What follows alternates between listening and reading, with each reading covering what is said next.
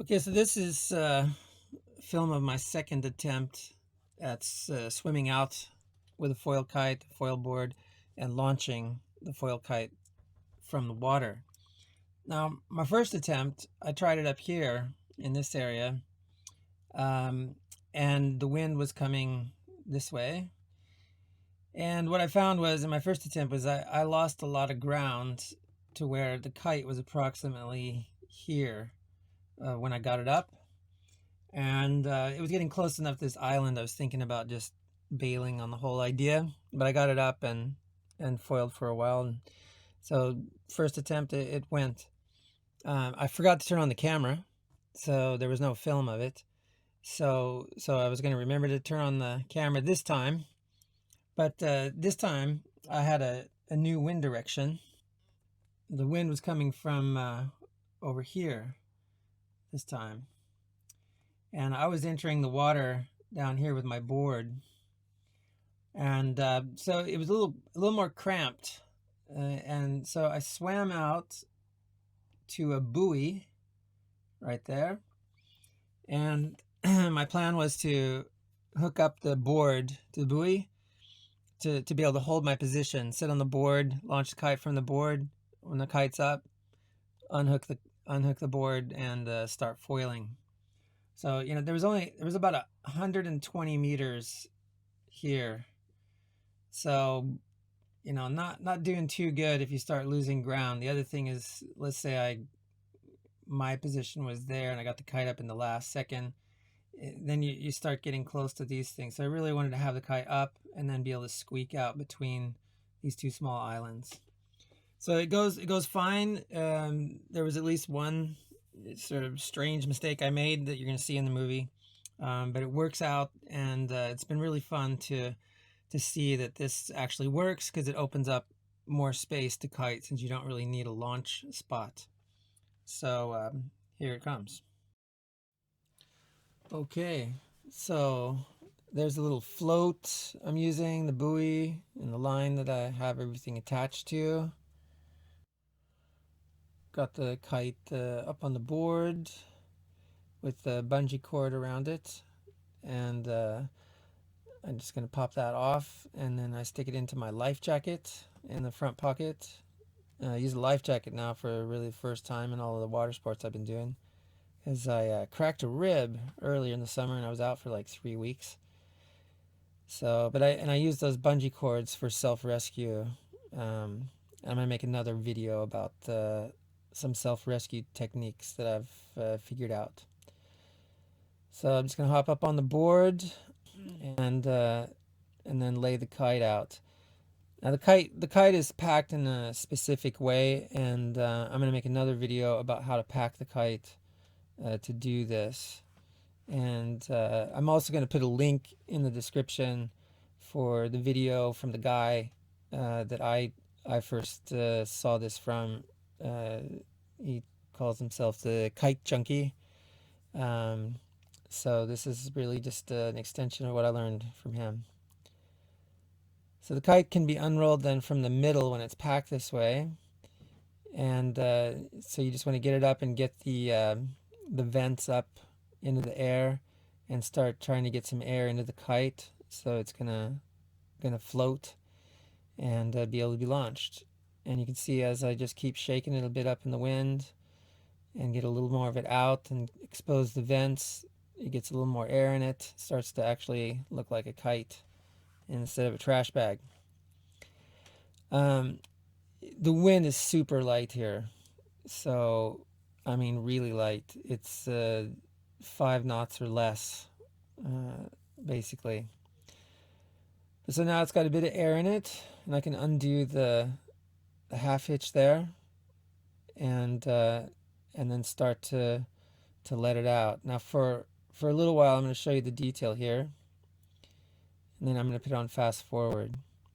So I grab the center lines there, and I can kind of pump the kite then from those lines to try to fill it with a bit more air, because it just didn't look like it really had quite enough in it to me. And you can see that it is getting a bit more. The challenge here was how light the wind was, and because the kite, drifted really slowly backwards. Now, if you weren't on the buoy, you could kind of kick and swim the board backwards to put distance between you and the kite. But at the same time, the wind was so light. I don't know. I think there were some advantages to having myself sitting um, on the buoy, because as things went along, um, and you need some tension in the lines by not being pulled by the kite with the wind, you're able to keep more tension in the lines. So now you have to take the lines off evenly and keep them straight the whole time. We're obviously in fast forward here, and you'll see that sometimes I stop and pump the kite again, because I was just really concerned how little wind it was, and how little ability the kite had to stand up. I was just worried that it wasn't going to have enough air in it, and it had this kind of heavy feeling to it, which made me start to think maybe it's getting a lot of water in it because it's laying so flat. But really, I think that heavy feeling was just that the kite, by laying on the surface of the water, is kind of stuck to the surface of the water, and therefore it feels heavy, but it's really just that surface tension. One thing I didn't mention is, before I started to let the lines out, you need to attach your leash so that it doesn't get you can't get any tangles then.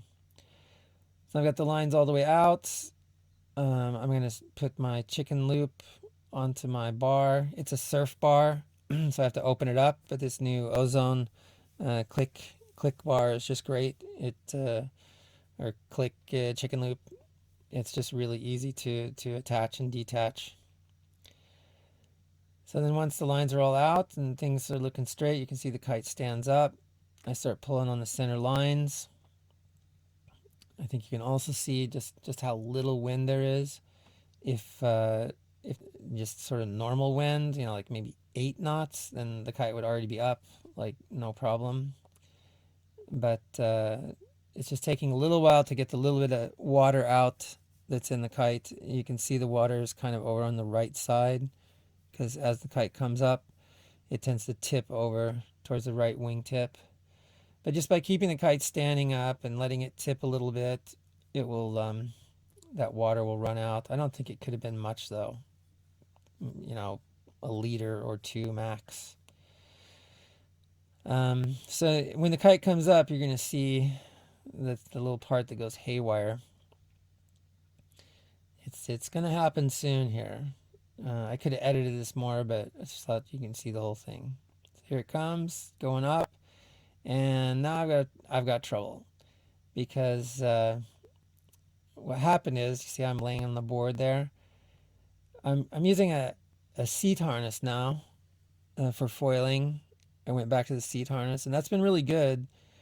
And I have foot hooks.